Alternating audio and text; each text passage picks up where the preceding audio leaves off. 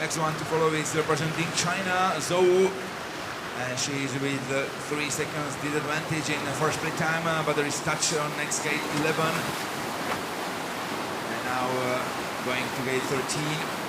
13 v poriadku vyriešená. Číňanka musí prejsť na bránku číslo 14 cez ten silný prúd a výrazne ju to tam spláchlo, tak tam strátila aj možno 3-4 sekundy, kým sa mohla vrátiť na bránku 14. Tak toto je chyba Zhouovej a toto ju bude stáť pravdepodobne postup do finále. So she lost a lot of time by gate 14 and I think it can have the crucial impact on her time in finish line. And now it's 5 seconds down to Onazawa of Japan.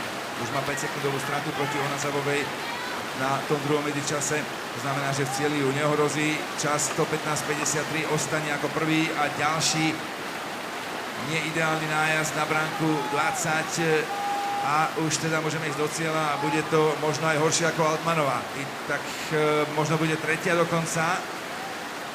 Tretia pozícia, third place, 100